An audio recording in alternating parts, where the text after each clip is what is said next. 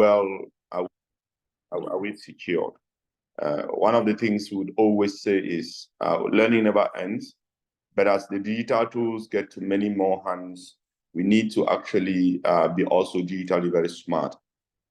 One other thing we will know during this series that starts today and will run every month for the next, I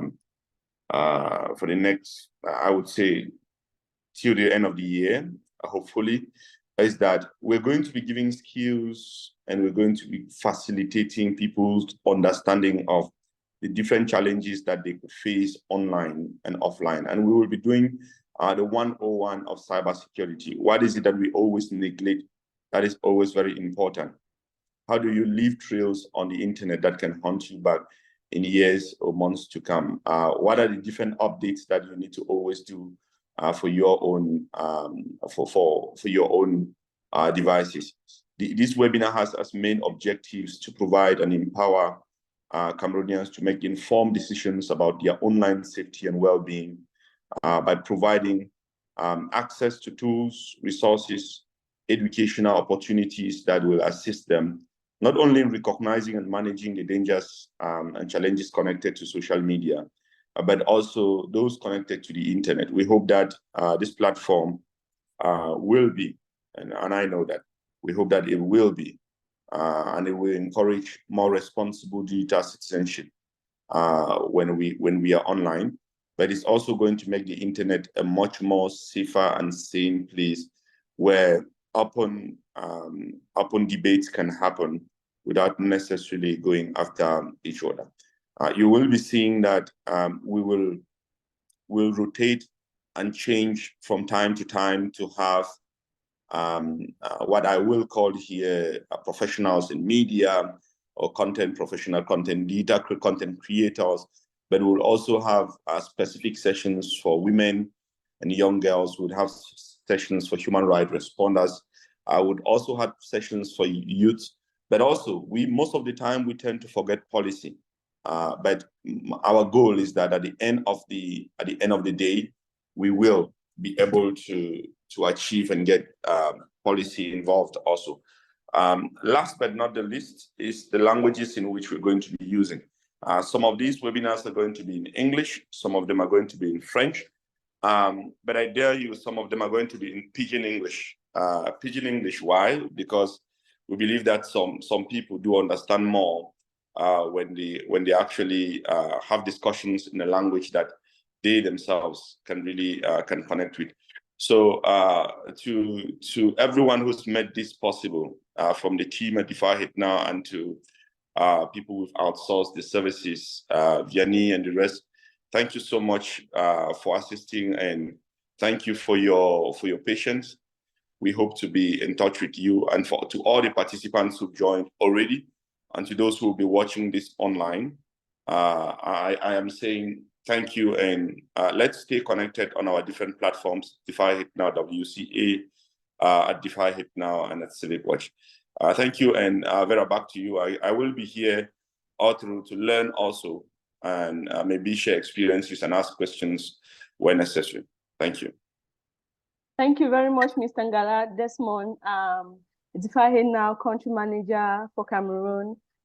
Thank you very much for throwing more light on what this whole program is all about and how it's going to be going forward from here.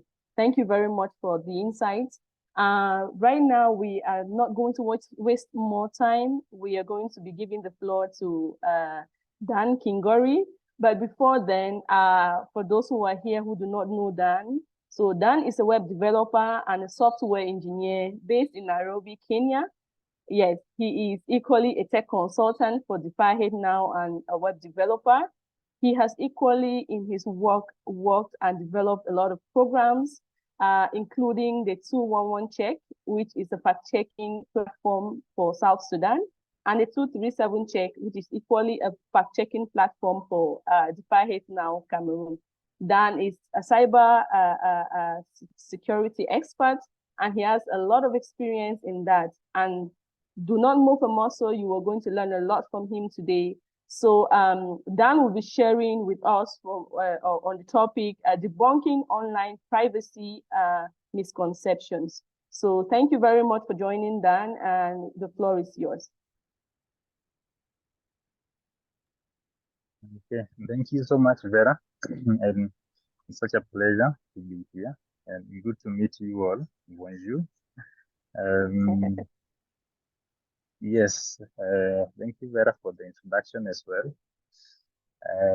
I may say I'm more or less a skeptical person as it comes to matters cybersecurity and privacy. At least that drives my curiosity to understand issues of privacy. And I hope we will share in a couple of things that I've prepared and be able to learn something. Yeah, so we'll go right into it. I'm going to be helping us debunk or dispel a couple of misconceptions about online privacy. I know there are so many things outside there being talked and said left, right, and center about online privacy, and a couple of them screams very loudly, and at least those are the ones we are going to look at. After that, Vianney is going to give us a couple of best practices about how to maintain our online online privacy. Yeah, so we'll go right into it. Yes, so as you said, my name is Dan Kingori, and as Vera said, I'm based in Nairobi, Kenya, and that's where I'm doing you from. Yes, and we'll go into the first myth or misconception, and I will start with a quote from Edward Snowden, who said that arguing that you don't care about the right to privacy because you have nothing to hide is no different from saying that you don't care about free speech because you have nothing to say. Yeah, I think this is extremely a misconception that I'm a normal person, I have nothing to hide, so why should I care about my privacy? Yeah, so a few things comes into play. One of them is we always, as long as we have digital data, we most likely have something to protect, be it things like financial data, which is very dear to us, be it private conversations with our loved ones, be it other things that we deem private. So we always have something that is private to us. Privacy is a fundamental right. It's not so much about hiding wrongdoing, but rather maintaining a control of our personal information. So that's a fundamental right for us. There are, of course, unexpected consequences, which most of the time come as a result of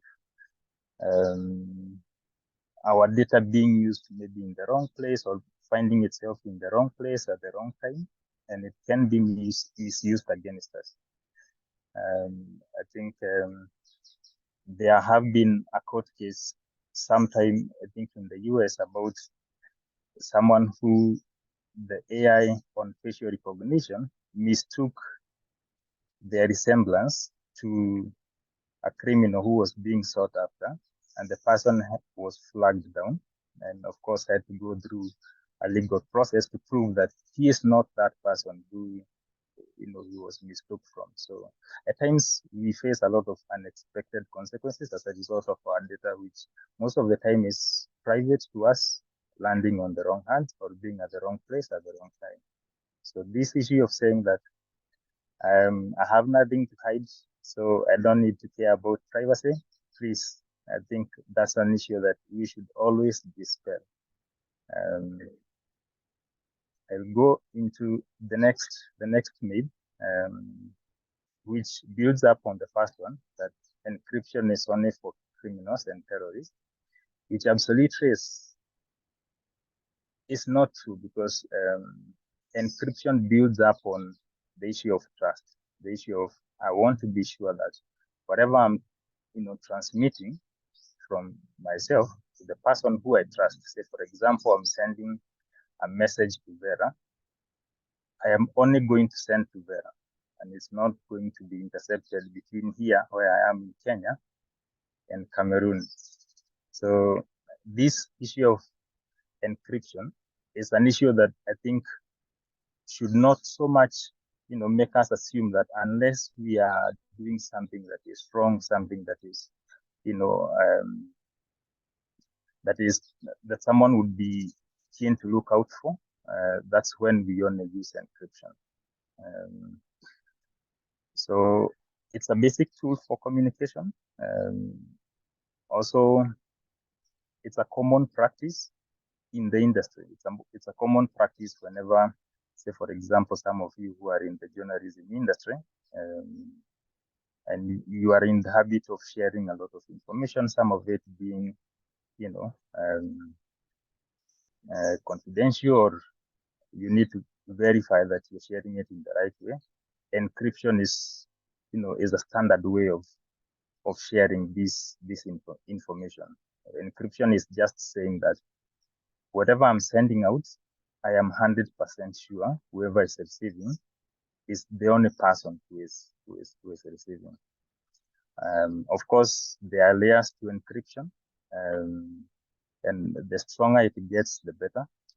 But of course, this builds up on a very vital tool in cybersecurity, which I think Vianney will dwell much on, which is threat modeling, and being able to model who are your threats in this information exchange cycle.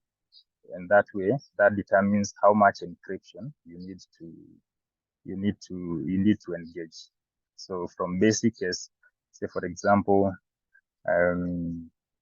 encrypting your email between email exchange, to encrypting your hard drives and your computer and your phone, to encrypting your files that you store on the cloud, to, like, it can go as far as complex encryption entails.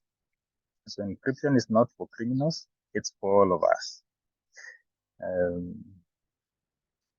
Then there's a huge fallacy around the issue of big tech companies may protect my privacy. At times we see a lot of terms and those consent documents that always pop up and we don't read, and we just say agree. And most of the time, that's where we lose it all. That's where we authorize them. Say, for example, there could be small clauses written somewhere in a way that only lawyers can be able to interpret, that says that this information can be shared with XYZ. And simply because we already consented, which at times we don't have a choice against, we always just given that one option of it's either you consent or you opt out of the service, and you're just left with the issue of consent. So big tech companies have our data as the most valuable thing. So all conversations around big tech companies most of the time are around how many users, what kind of users, that online or virtual modeling of your virtual version of you is, I think, the biggest driving force of innovation inside big tech companies. So that tells you how much important your data is to them, or how much your online version is important to them. Of course, that is because of the incentivization to this through the profits that they get from processing this data and being able to, say, for example, customize ads, which most of the time ads are the things that pay for their existence. So let this not be let us not fall into this misconception that big tech companies value privacy, and let's take actual measures to protect our private data. Someone said that there is no single switch that can be able to make us private instantly. It's always a step of best practices and understanding, as I said, threat models and being able to say, this is how much I'm willing to see this my data to whoever is taking this data. So among others, you'll notice there's limited transparency about how the data is being handled by these tech companies. Also, how much accountable they are to us as the owners of the data, as regards maybe regulations on how that is enforced. At times also, their core interest is not as we think. Their core interest of getting our data could be very much misaligned with what we think. So a lot of conflicting interest between ourselves as the users of their service and them as the people who we are giving this data. So this is a big misconception. Let's always, I think, have it sink deep that they value our data so much.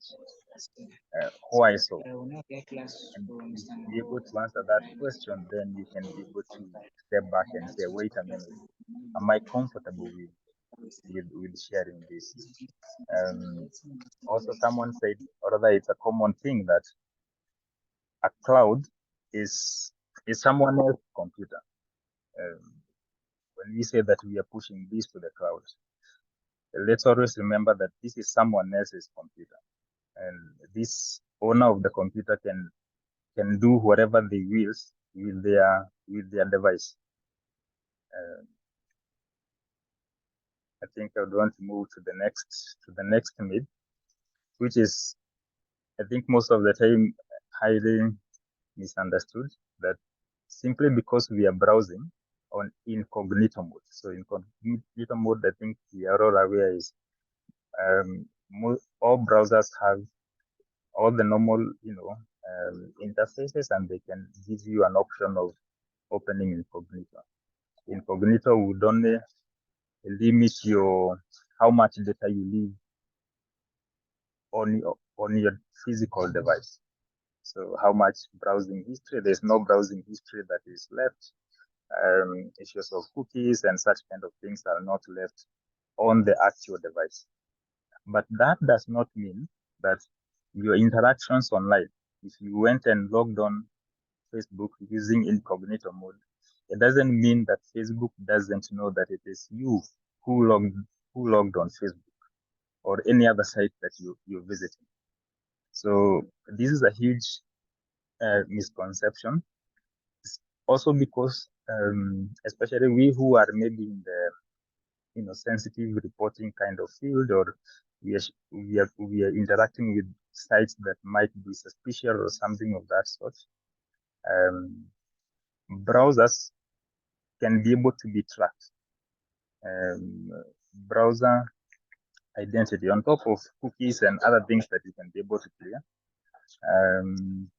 The sites still remain with actual identity of the browser that you use.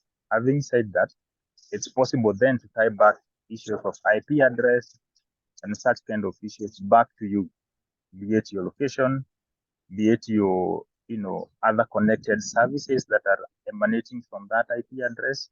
So let's not assume that simply because we have opened up an incognito mode on our browser, we are private. Yeah, so this is a misconception. Vianney will bring to attention a couple of best practices around navigating the internet, but there are other alternatives of incognito mode if you want to take it a notch higher. Those alternatives could include using, of course, Tor environment and such kind of things. But I think we are going to see more as we progress. And this is using a VPN is enough to protect my online privacy. Yeah, this is a huge misconception. Yeah, because a VPN, what a VPN does is you can say three three main things.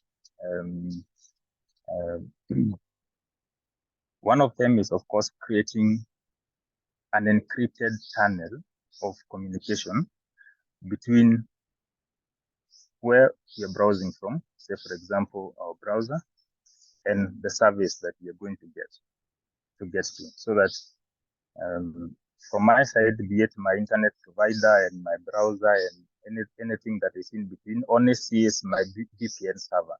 Then from the VPN server to the service that I'm accessing, anything that is down that side only sees the VPN server. So it's like creating a wall in between that at least separates you from any drift around the other side.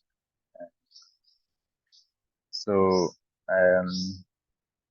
VPN in itself cannot be able to guarantee you total safety. Of course, safety is not equal to privacy. I hope that is clear.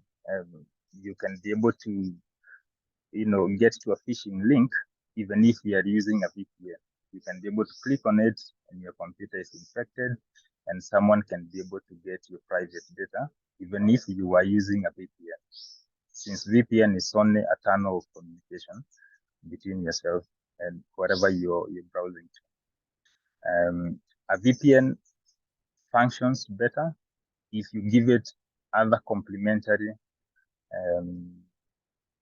strategies and ways of online privacy, be it, of course, being aware of where you're going to, issues of, if it's account access, issues of two-factor authentication and password management, and generally just good habits. So as far as you're using a VPN, it's not enough by itself. Complement that with other things, and you'll end up with at least a private environment. There's also another myth which is quite huge. The myth is that if we delete our browsing history, I'm good to go. Yeah, this is a huge myth. Browsing history only removes your past data on your local device, but it doesn't remove your interactions from the server that you engage with. Also, you have a service provider who is able to log through your traffic for you to get to wherever it is going. So even if you clear your browser cache or your browser history, you do not get the network level of the network tracking that has already happened.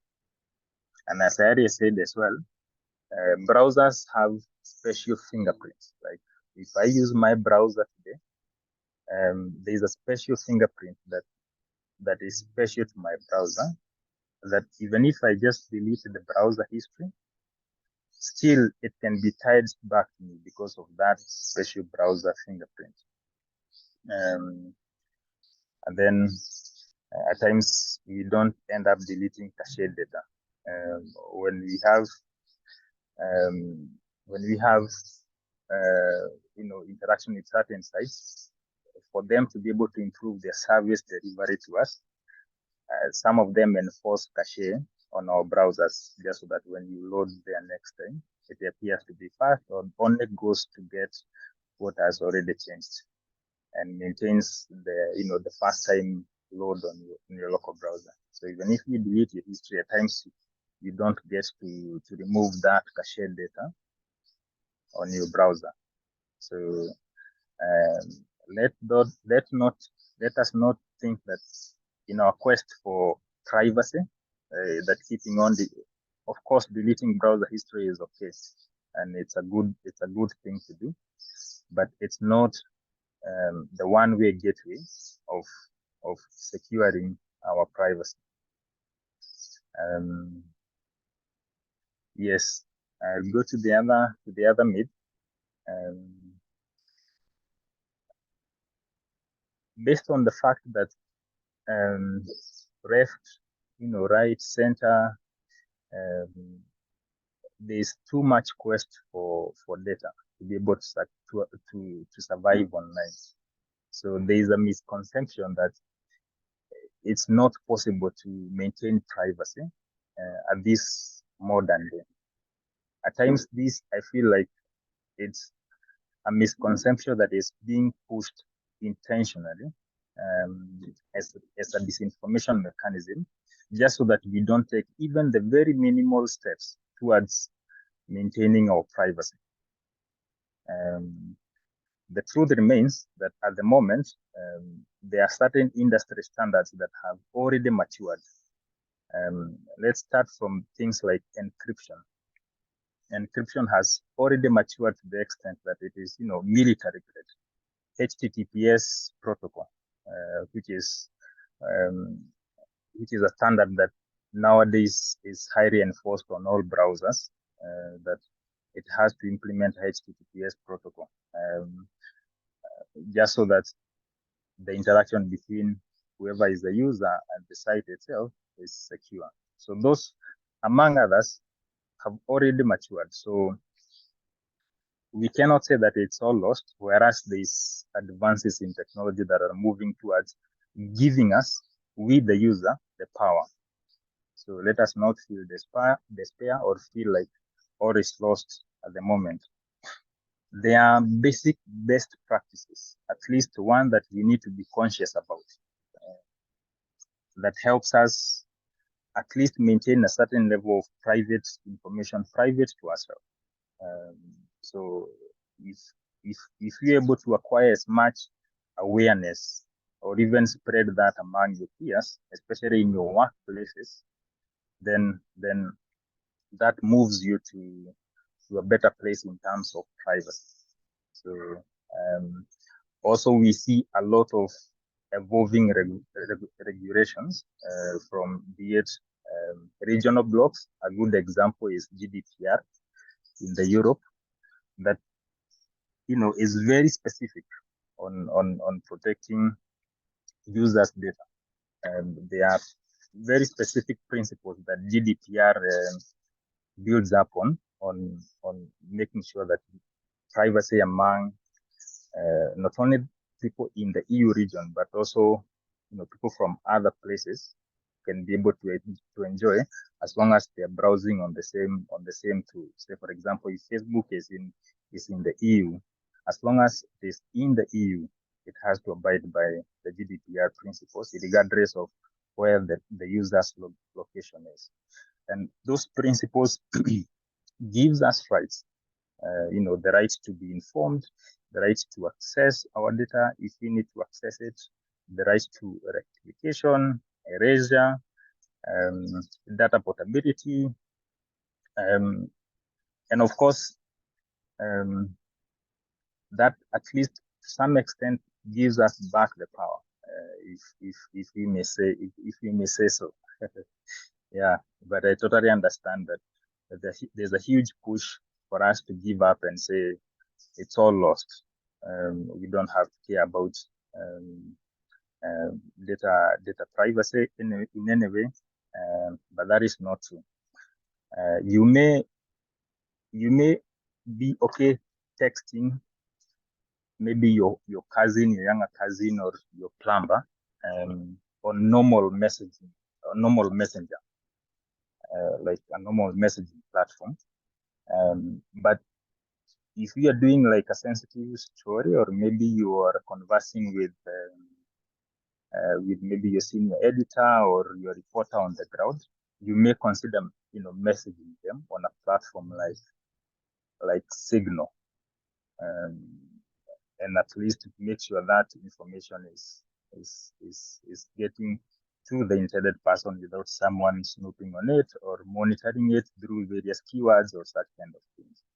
Also, you may be okay uploading your data on, say for example, a drive online. maybe your good photos or such kind of things, just to back up. But for your financial, data or sensitive reports, you may consider encrypting them before uploading them. So this, say for example, so you may be okay browsing with, your normal browser for day-to-day activities, but whenever you're doing, say for example, a specialized research on a sensitive topic, you may consider using Tor or using a browser like Brave, which so much does not snoop into what you're doing online. You may also consider switching on your VPN while doing that. So what we are saying is, we need to map out our threat model at our own individual capacity, or even within our organizations, and at least spell out very specific procedures that at least make the bare minimum. At least you should not do this, you should not do this, you should not do this. So for example, as I said, you should consider using a more private messaging when doing, a high sensitive communication or something of that sort. So this is something I think Vianney will give us during the best practices, which is coming up shortly. Yeah, but I know there are more maids around, online privacy, things like hackers only target, big institutions, which is not true. There is a research that showed that small organizations are 3 times more likely to be targeted, simply because whoever is targeting is aware that maybe there's, less cyber security awareness among the small teams. There is maybe less technical support staff. So cases of people targeting your private data or something of that sort should not be that you're thinking that it's only for big, people at high value, or people or organizations that are very big that are only liable to be targeted. Yeah, so that's a huge misconception as well.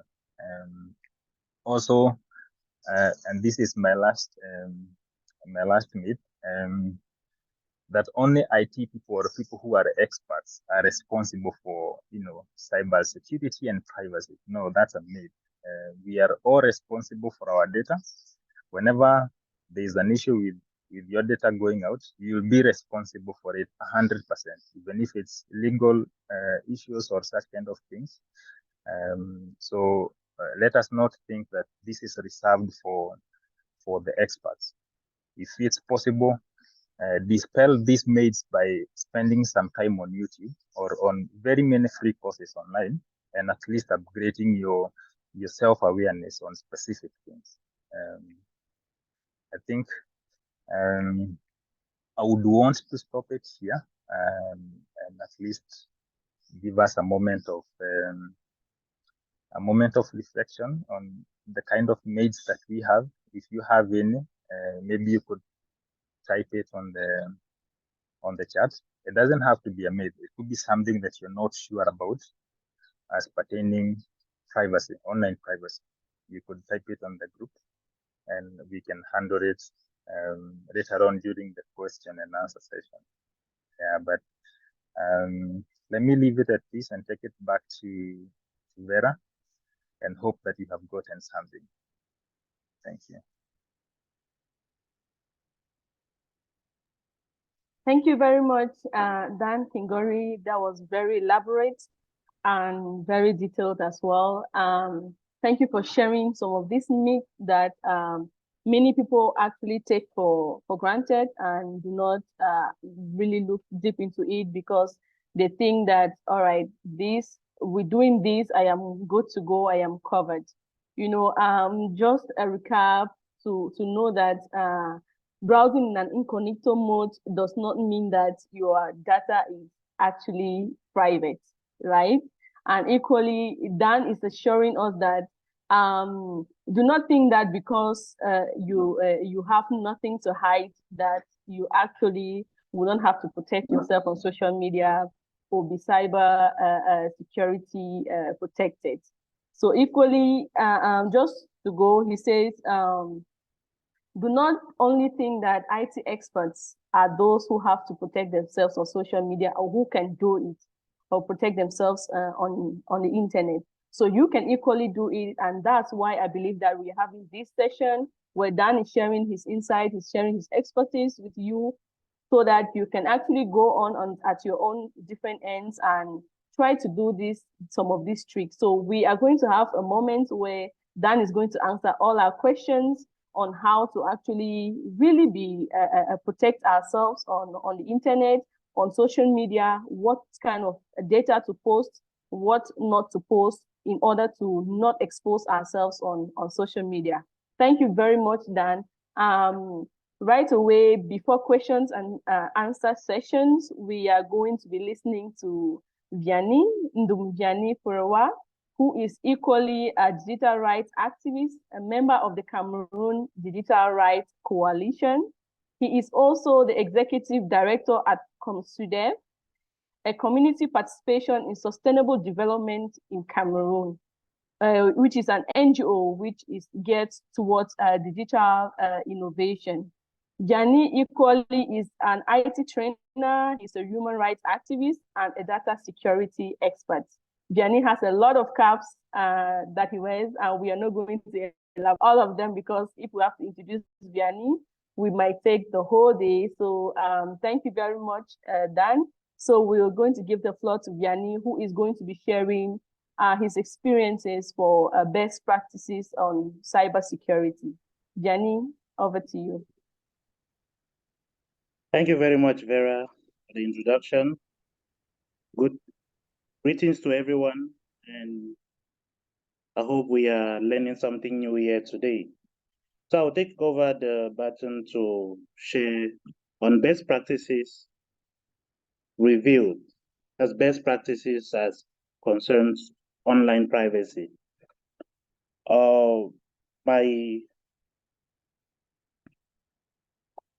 Dan shared a lot about the myth and went ahead to share practical examples that we face on daily basis with dealing with online privacy. And it's something that we need to incorporate in our daily activities, even as individual users, as parts of companies or organizations we work for. We need to make sure that privacy is high, is kept on a priority list, because nowadays it does not just suffice for you to say this is what I've done and I think I'm safe, because being safe on the internet is a cumulative effort. It means what you do today adds up to what you will do tomorrow to keep yourself more secured on the online space. So I'll be starting my presentation with looking at first at the very aim. Why do we talk about privacy? Why do we want to look into this issue of privacy? So the aim of this is to raise awareness about the importance of online privacy, the potential risks it poses. The potential risks it poses to personal data and the consequences of poor online security habits. Would share some through the presentation. We'll share some practical examples for you to see that if you're practicing poor security habits, you're actually exposing yourself a lot in the online space. So the second aim here we'll be looking at is to provide everybody here with the practical tools and strategies to actively take control of their online privacy and security. It's, like I said earlier, it's a cumulative effort. So there is no one way or standard that you say, okay, I've done this and I'm super secure. So it's a continuous effort. You need to keep looking at how do I protect my data? How do I stay secured? How do I use the most secure platforms and all of that? So it's a continuous effort. Lastly, to encourage individuals to adopt safer online behaviors,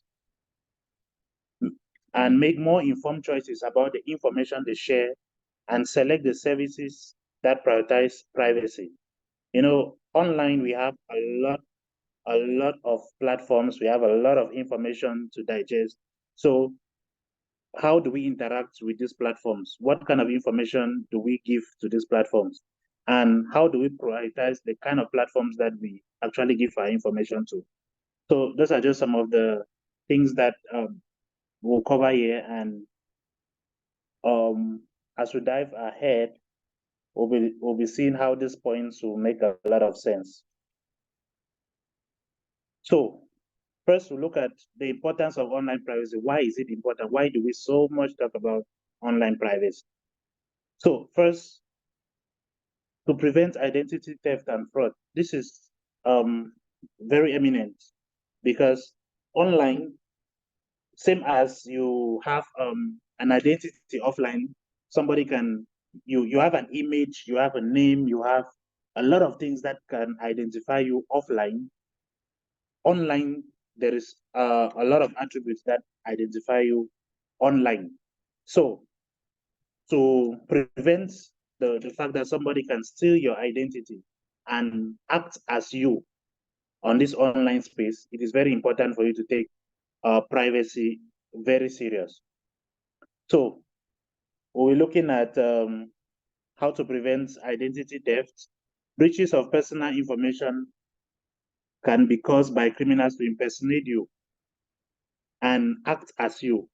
Imagine somebody taking up your identity online and asking for credit from a bank in your name, and then one day the bank calls you, you have like $10,000 to pay. It's very degrading to know that they can use your image for such. So it becomes very necessary for you to take privacy very serious. So the second point we're looking at will be reduce targeted advertising. You know, once they can build a profile about you online, advertisers can track you online and build a profile, then target you with ads. So we'll be looking at how can you take steps to reduce this. So third, to maintain autonomy and control over your digital self. You know, the same way you protect your offline identity, you have to control your online privacy to ensure that the information that we share reflects how we want to be seen and protect sensitive details that could be misused. You know, when we go online, we engage with some of these platforms. They ask for a lot of information. What is your address? What is your name? Are you related to this person? You know, all of that, they can build a particular profile about you. So what kind of information are you giving to these platforms? And do you even know what they use this information for? So we'll be seeing how this is how we'll be able to protect our digital self on the online space as we move on through the presentation.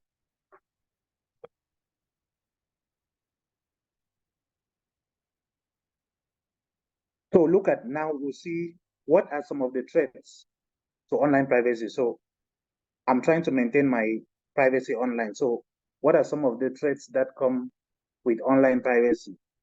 And the first one we'll look at is data brokers. We look at people that collect vast amount of personal information to sell to big companies or marketing companies to act as to be the basis of their sales or targeted ads. So there are people, there are organizations that they do what we call on the internet data harvesting emails, harvesting personal information about you, and selling that information to big companies where they are able to make use of that information and target you with either products, digital products, or even physical products on the online space. We also have targeted advertising. It tracks your online behavior to to build profiles about you. You know, sometimes you're browsing on a particular website, and then you have a cookie from that website that tracks all your activities. It tracks where you click, it tracks the things you hover over, the things you like, and then at the end of the day, they can build a particular profile about you. Okay, this is what this person likes, this is the kind of sites this person likes to visit, and all of that, and they actually know.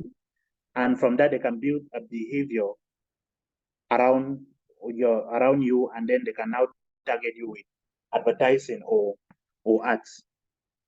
So we also have the next threat, which is hackers and cyber criminals.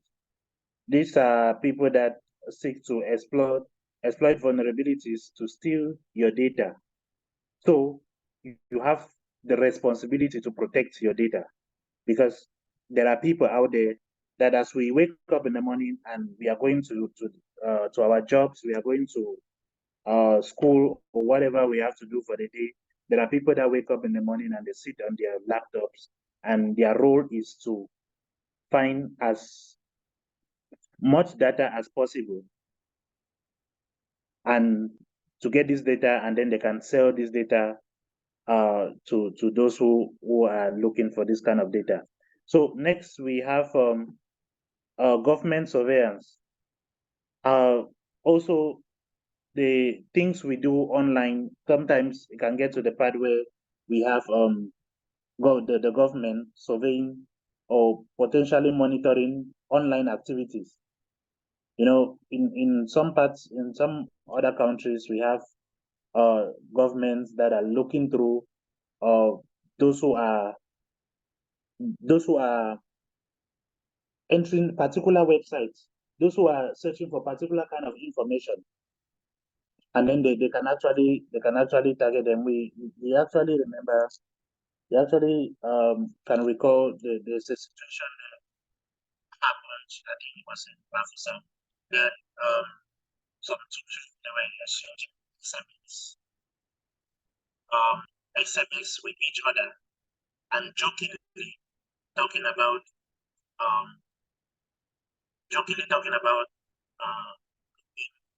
and then suddenly that information was captured, and these two young people were arrested. So it gets to we need to understand how some of these platforms work and how we can protect ourselves online. To move ahead to see an example of what we call digital identity. What we call digital identity, how do you identify yourself online, and how do you see the kind of data that is held about you online? We have a link here. Vianney, Yes. it seems like you have changed the position of your microphone. I don't know if it's myself alone or you have abruptly changed. You're very audible. Okay, can you hear me now? Getting well. Okay, Vianney, we have some difficulties to listen to you, so I thought it was from my end. Maybe you just move a little bit further to your device.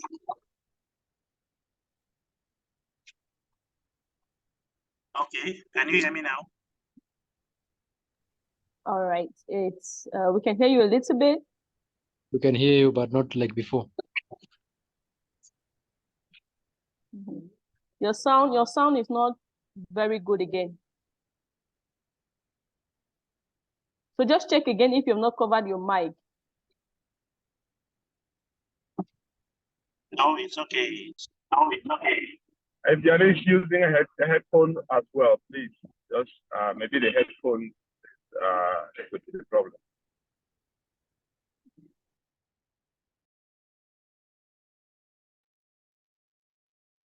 Is it okay now?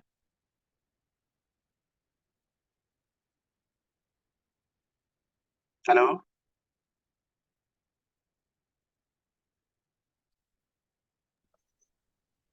Is it okay now? Maybe, well, it's still not as before. It's still not the best, but you can go on, Vianney. Maybe it's internet problems. Maybe it would come with time. Just go on, and maybe we can see what to do. Oops, Vianney.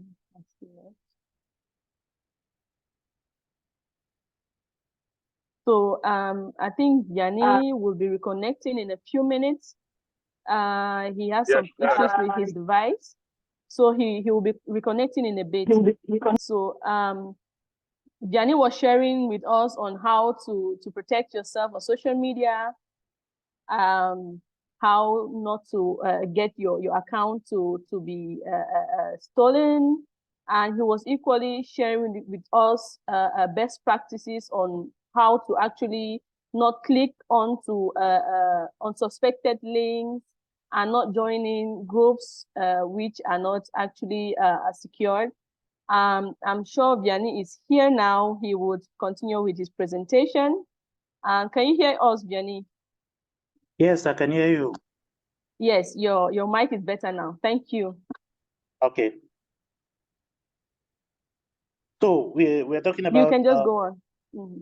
Yeah, we're talking about how to know the kind of information that some of these platforms they have about us. And the first example we have here is about Google.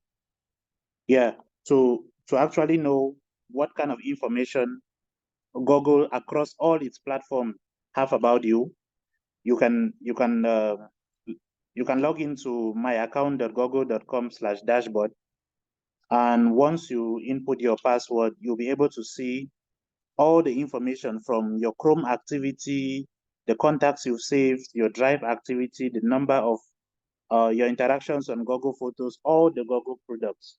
You'll see how much data Google has about you, from your YouTube activity, your email activity, and you can actually choose to delete some of this data, and you choose to let some, depending on how sensitive you think the data can be. So this is just an example for us to see.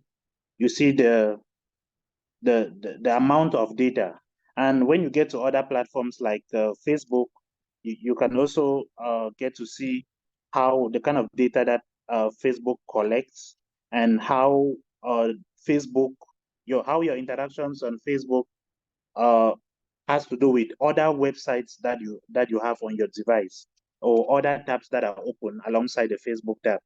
So you can get this by logging into myaccount.google.com/dashboard, and once you sign in, you can be able to see all of this, and you have the chance to choose to delete whatever information you think is not necessary for Google to be holding about you. So we'll move to the next slide, where we'll see the best practices. And the first one we'll be looking at is strong passwords. We cannot really overemphasize on passwords, because passwords is the gateway that gives you access to your information, or some of the platforms that hold your information. And for you to know that the information you input there has to be known by just you. For example, if you have your Facebook account, you know that only you need to access your Facebook account, because you have private messages, you have things that you do on your end that you don't want, it's not for public view. So that has to be protected by a password. And we are not just talking about password here, we are talking about strong passwords. So the length of your password first. So for some platforms, they tell you 8 characters, at least 8 characters. But you know that in the world today, when we are having when we have the kind of complex tools that can be used to crack passwords of different types, you need to step up your game to make sure that You don't just have a password, but you have a strong password. So it moves away from simple things like your name or things that are directly related to you to having a password that is really long. So we are moving from just having passwords to what we call passphrases. Passphrase now is more like having a whole sentence as your password, making it longer and more difficult for somebody to guess or even struggle to bypass. So aim for at least 15 characters or more complex password. Use different combination of different characters from uppercase, lowercase, numbers, and symbols, and avoid using information like your name, birthday, your pet name, passwords, or your mother's name, your child's name, and all of that. Those things are easy to guess. Avoid using English words in your password, because there are tools that can take like a minute or two to compute all the English words in the dictionary and try it as your password. So you should not use any personal information that can relate to you. Uniqueness is essential. Resist the temptation to reuse the same password across multiple accounts. I think that is something that we need to hit hard on, because a lot of people, then they get to Twitter, they create their Twitter, they put a password, they create their Facebook, they use the same password, they go to LinkedIn, they use the same password, they go to their emails, they use the same password, and all of that. So it makes it really easy in a sense that if there is a data breach on one site and your password is exposed, it can be used to open all your other accounts. So uniqueness is essential. You should have different passwords for all your different accounts. And if it gets crazy for someone like me that have different types of password or different types of platforms that I engage with, and I have close to 100 different types of passwords, it becomes difficult for you to remember all. So you employ the use of a password manager for secure storage. Password managers generate or they create unique passwords for all your accounts and store them securely using encryption. This eliminates the need to remember multiple passwords and makes it easy to log log into your account. Now, there is something that mentioned, and with the aspect of cloud storage, knowing that if you're saving something in the cloud, you know that cloud is another person's machine. So if you're saving a password on a password manager, know that it is managed by somebody or a group of people. So you should always have that at the back of your mind. There are reputable platforms that we get to recommend about for as password manager. There is KeyPass, there is OnePass, there is Bitwarden, that they have proven over time to be reliable. But we still say you should still have that consciousness to know that once you're still using password managers, it means there is somebody that is still guarding the passwords on their servers. So as we move ahead, we'll see more ways to protect ourselves online. Yes, so for most social media platforms, we have the two-factor authentication, or 2FA, and then we have multi-factor authentication, MFA, that adds a layer of security. It means that you're not just limited to passwords. Once you use passwords, you also get to have another layer of security that is added to password to confirm that it's still you. So this can be maybe an OTP, a one-time password that is sent to your phone and then you input. It can be by text. They can send that a text or through your email. It can also be for you to confirm your device, the device you're on. So there are different ways for you to confirm authentication. It can be through a code that is generated by a third-party app. So there are different ways that different platforms, they give room for two-factor or multi-factor authentication. You should check the website security once you're browsing, and make sure that you're on sites that are secured by having HTTPS in their address. So once you have, once you see the HTTPS, you know you're on a secured site. And you should never share personal information on sites that are not secured. Software updates and security patches from operating systems, they help to prevent vulnerabilities. And we should know that once you have updates showing either on your phone or on your laptop, you know that there has been a security. It might not be, there have been an update.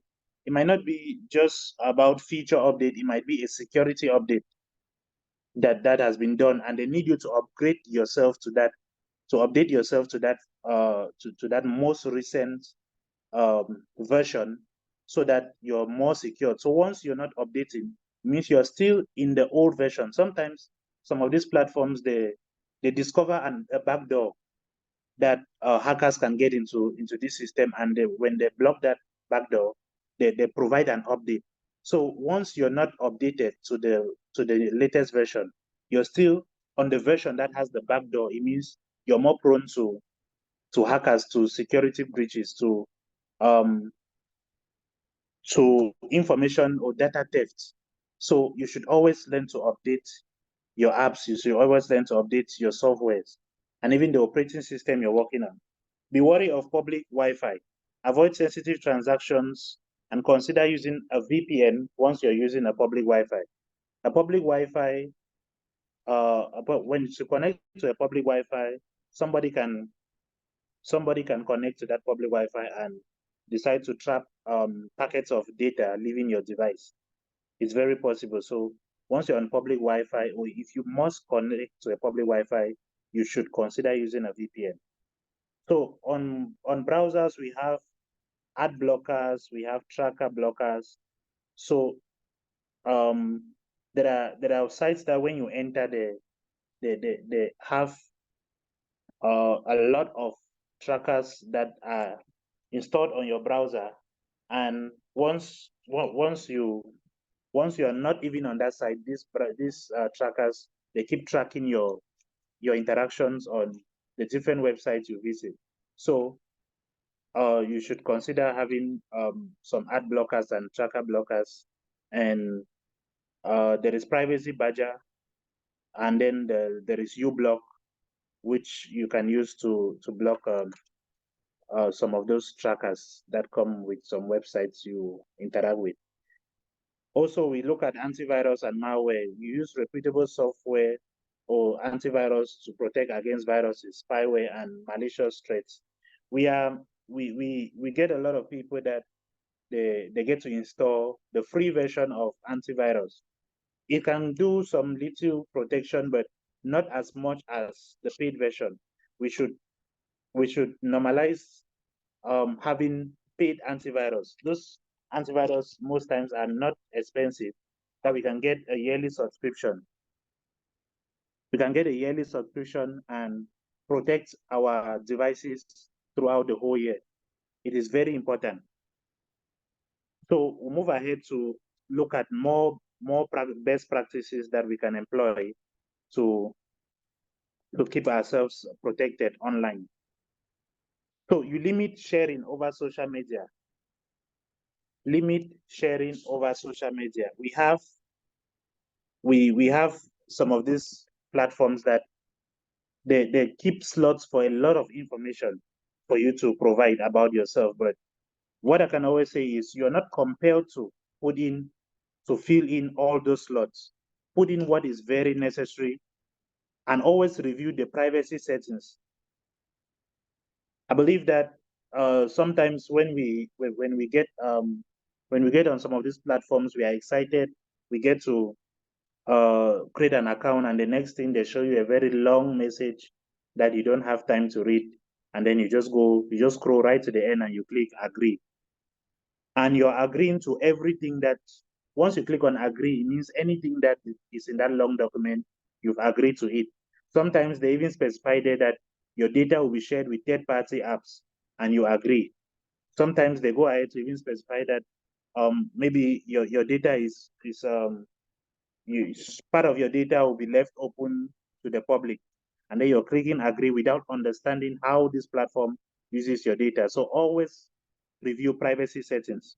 Avoid posting sensitive details, home address, vacation plans, birthday, social on social media. You can choose to post just what is necessary based on your interaction or what you're doing on social media, but don't go too detailed about the things that can identify you even offline. So limit oversharing on social media. Use encrypted messages. Like Dan said, you can use apps like Signal to share very sensitive information between you and your organization, or you and another person. You can use WhatsApp, which is end-to-end encrypted. But I always prefer, if you have very sensitive information to share, you share on Signal. So minimize app permission. Sometimes you download an app, maybe a calculator to use on your phone, and the calculator is asking you for permission to your gallery, it's asking you for permission to your phone book. So you should give access, only the essential access that can enable you use the feature of the app. Don't grant all access to all, because there are apps that ask you a lot of access more than what they require to function. Phishing awareness too goes with understanding the links that are shared within emails or even in text messages that asks you for logins into your accounts or bank details, because companies will not ask you that. Companies will not ask you your details, your passwords through emails and all that.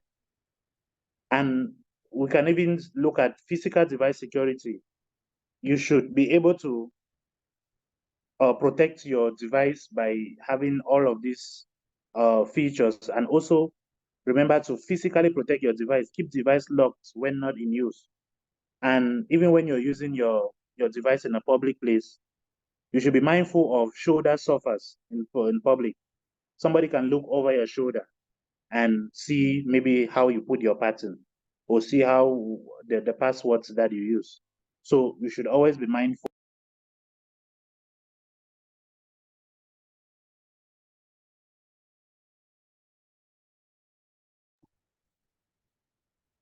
You should always be mindful of your environment. So we'll look at some of the examples that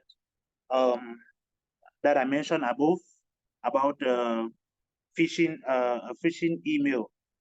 And most of these emails that are prone to, they're used like a bait to make you to want to click or to respond in a particular way. So they'll tell you that you have a parcel, maybe to come and pick up, and if the postage is not paid within the next 48 hours, that parcel will be returned.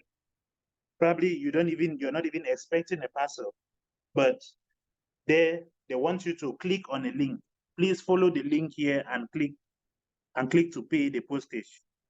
So you're not even expecting a parcel, but they're making you think that you have a parcel, and they're pushing you to just click on the link. And once you click on the link, probably they can ask you for information, or that can even download malware to your machine. So be very careful about some of these phishing links. We have another example here about Facebook lottery team telling you congratulations and that you won some money on a game that was played, and they're asking you for you to input that or send that through an email, which they'll definitely send you a login platform for Facebook, so that you should input maybe your email and your password, and the next thing you know, your Facebook account is gone. So these are just some of the examples we have of phishing. And you can even see evidence of that too in text messages. as we see in the examples that follow suit.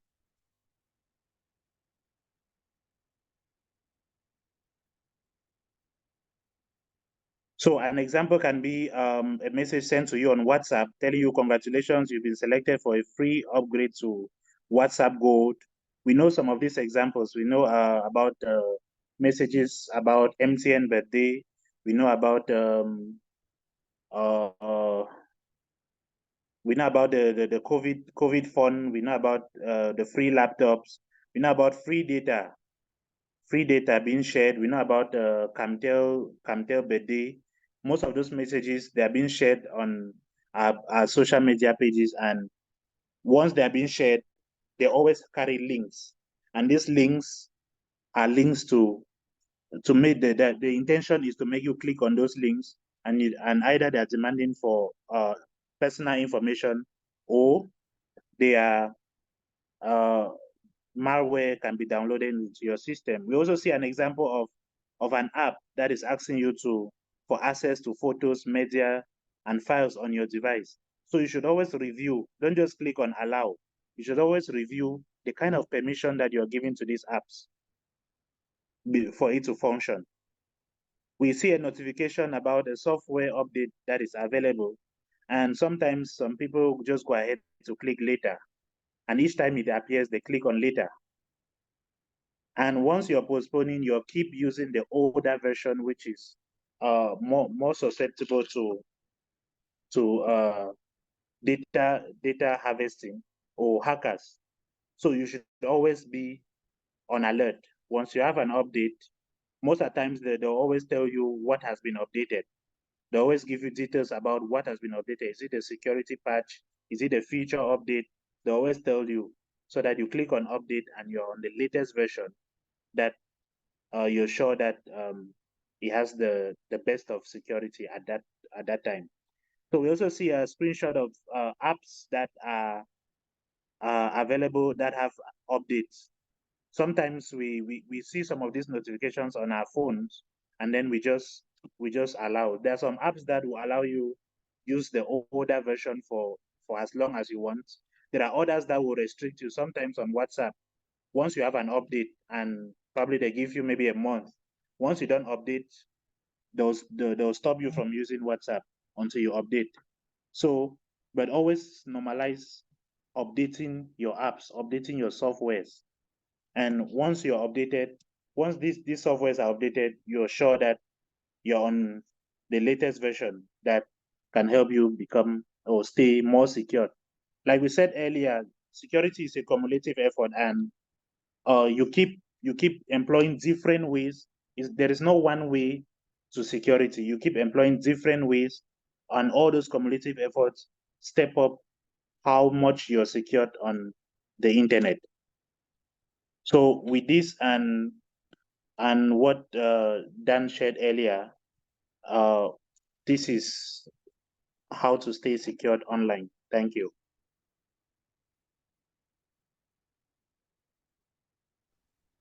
Thank you very much, Vianney. I almost said, let's give a round of applause to Vianney, and I remember that we are online. But even though I believe that we can actually give Vianney a round of applause for this very explicit presentation. Thank